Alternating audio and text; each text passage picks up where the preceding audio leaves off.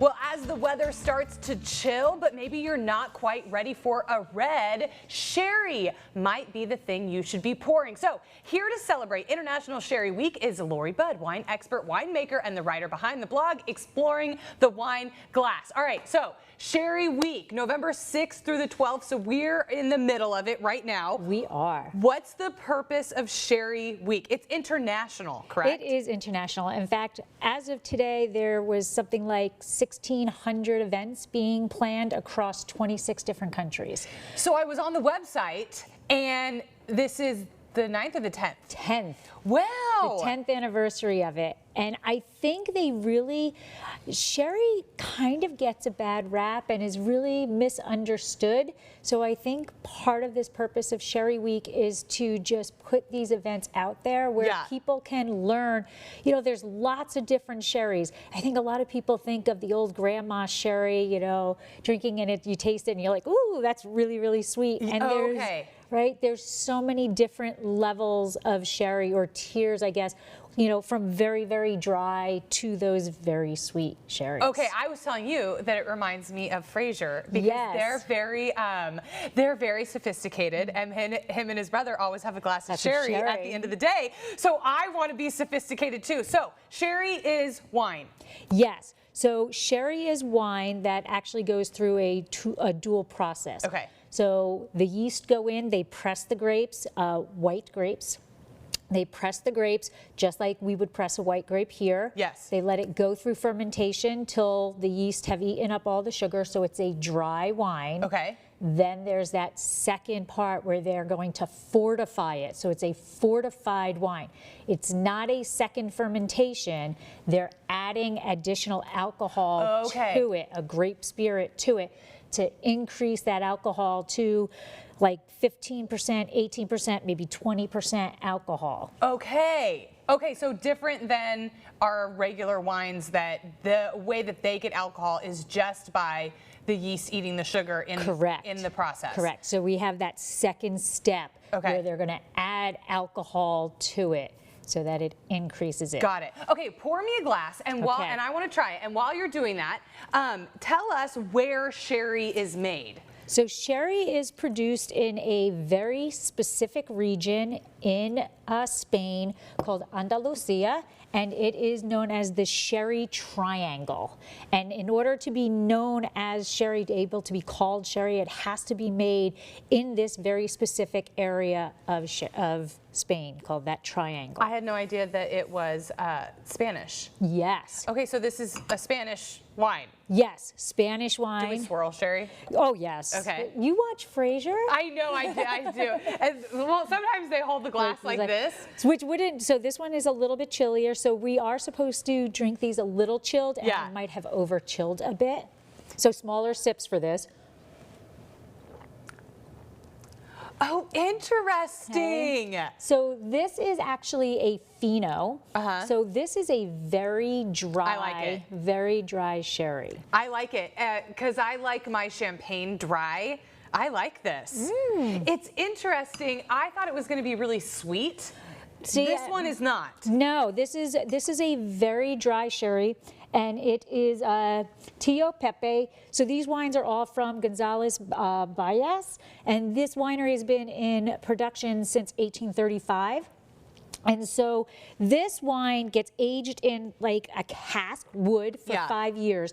And then the whole special thing about sherry is this Solera system. Okay, what's that? So we age it, this one was 5 years, and then it went into the Solera system. So the Solera system is these casks that are partially filled. And they kind of look like a triangle. So we have like maybe like bowling pins, right? So if you've got 10, it's 5, right? Yeah.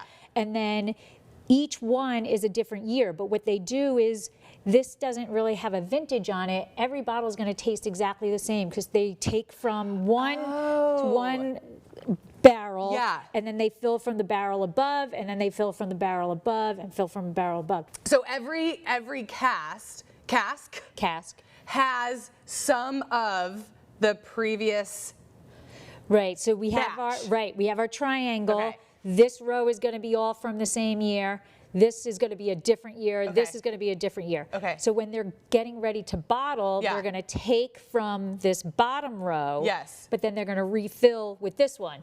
And that one gets refilled with this one. So it's like a trickle effect. Yeah. So they're constantly putting new wine in with the old wine to keep it always fresh and to keep each bottle tasting the same. So the vintage, it's not like vintages of wine. Correct. Where a certain year might be different than another year. Correct. Interesting. Okay, let's try the next All one. right. And now so that was the Don, what is that one? This is Tio Pepe. Okay. And that is a Fino. Okay. And the next one I'm going to pour for you is an Amontillado. Okay. And this, you can see, is the color is a little different. So we have two different types of sherries. One is biological. So cool thing is that they have in the Solera system, they have this layer of yeast, and it's like 2-3 centimeters thick. It's kind of like, it creates this waxy film on top of it, but it's yeast alive. And what that does is prevent the oxygen from getting inside. So that's biological, like the Fino. This one, though, this one starts off under that floor, under that yeast, but then the yeast die off, and now the wine is exposed to oxygen, so we're getting oxidative flavors, and that's why it's a darker color. Okay, so this one is not as sweet as the other one, and the other one wasn't very sweet at all. It's not as dry either. What's the? It's still a dry wine. It's the oxidation that's changing the flavor. That's changing it, and the mouth feel a little bit. Right. So where we had kind of like almonds here, we're a little bit more caramelly. It's like earthy. Yeah. They're all sort of a lot earthier than wine. Mm-hmm.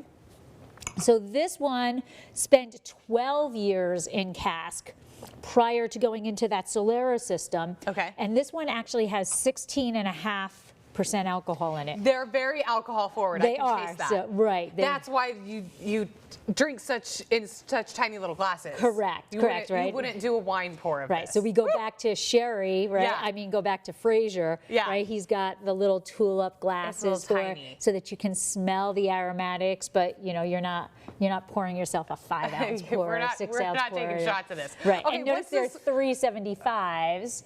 Oh, okay. Versus 750s. Right. Some do come in 750s, but you typically see these in 350s. In these bottles. In 375s because you're drinking a little bit. Okay, let's pour the last one. All right. So this one.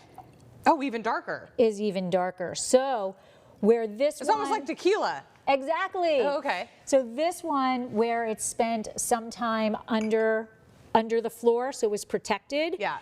Then came out of it. This one is a special type of sherry called Palo Cortado, and that floor, that yeast layer, died off earlier. So this one is kind of a combination of these two.